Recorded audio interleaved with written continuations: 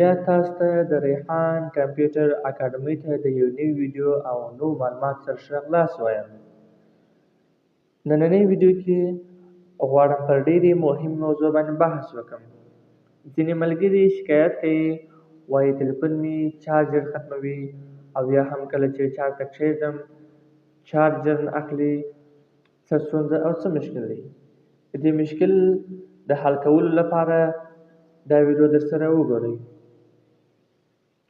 دوستانو، کله چې موږ په موبایل کې یو اپلیکیشن خلاصوو لکه واټساپ دی، میسنجر دی، داسې نور اپلیکیشنونه دي، کله چې دا موږ کلوز هم کړو خو هغه چارج د دې په واسطه باندې ختمیږي او چارج د دې په واسطه باندې کرار کمیږي.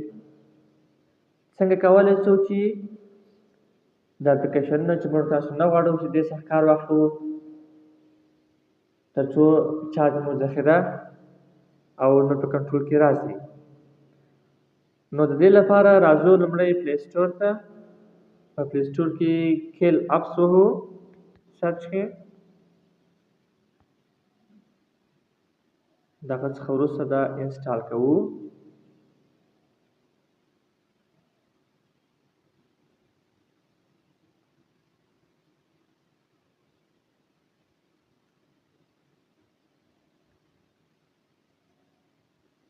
کله چې دا اپلیکیشن انسټال شو را خلاصوئ یې. ځینې سیټینګونه دي هغه باید چې وکړو. د ویډیو پر آیکنز باندې کلیک وکړو.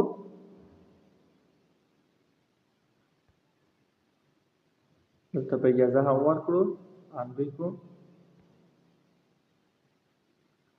او دوهم سیټینګ غواړي به هم دلته آن کړو. کله چې تاسو غواړئ خپل موبایل چارج ته کښېږدئ او یا هم غواړئ خپل موبایل څخه کار وانخلئ نو تاسو به راځئ پر دغه ویډیو آیکن باندې به دریم ځل کلیک وکړئ. اوس که زه چیرې کلیک باندې وهم زما ریکارډ هر څه ختمیږي نو په دې خاطر کلیک نه باندې وهم.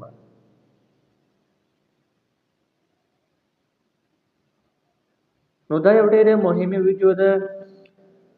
ځینې وختونه کله چې موږ تاسو د اپلیکیشن کار کوو د هغه څخه کار نه اخلو نور، خو بیا هم موږ تاسو فکر کوو چې دا اپلیکیشن کلوز شوی دی خو په اصل کې هغه آن وي او هغه د موبایل چارج ختموي.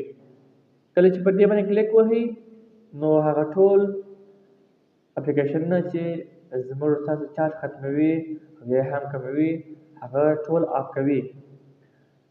او تر ټولو مهمه خبره دا چې کله غواړو تلیفون موبایل چارج ته بسته کړو باید دا اپلیکیشن آن کړو تر څو موبایل مو ژر چارج شي. چینل در سره سبسکرایب کړئ تر څو زموږ د نورو مهمو ویډیوګانو سره